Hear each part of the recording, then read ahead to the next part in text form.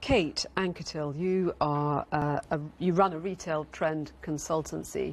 We're hearing a lot, obviously, about experience and people just wanting different things from their high street, from how it used to be. How do you envisage the future of where we are, what the high street will look like? Will the big names all have gone? Is the high street dead, as we've, a lot of us grew up with and have known?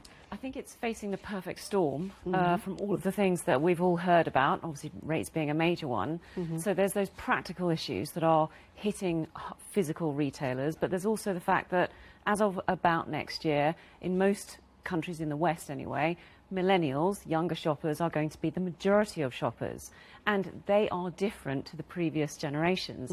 They actually are obviously extremely keen online shoppers. They like convenience, they like pure optimization that you get online. So, if you're shopping through a website and it's artificially intelligent, it knows who you are, it knows what you like, it offers you things it knows you like, it makes sure that it has inventory that it's appropriate to its target audience. It's utterly optimized.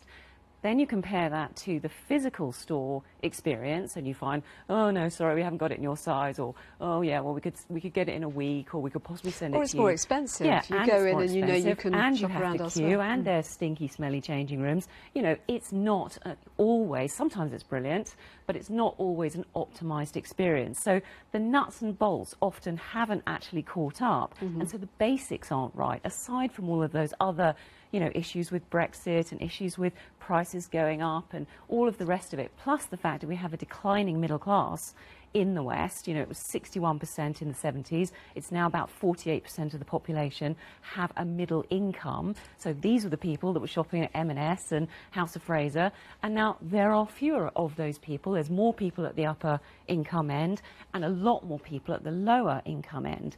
And that hasn't necessarily been reflected in the changes in the high street, which if you think about it, the high street looks pretty much the same now as it did 30 or 40 years ago, doesn't it? I mean, we love it, but it's got to completely change.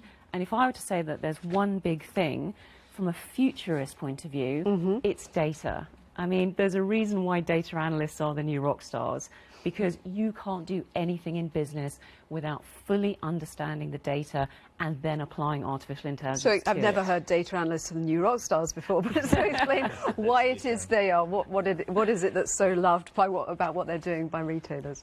Because you have to have full optimization in the same way in the physical store as millennials, who are obviously the major shopping group now, expect to have online. So that means that, for example, what's happening in China, which is way ahead of anything that's happening in retail for us, they know from people's search online what is going to be popular within a 5-mile radius of a particular store.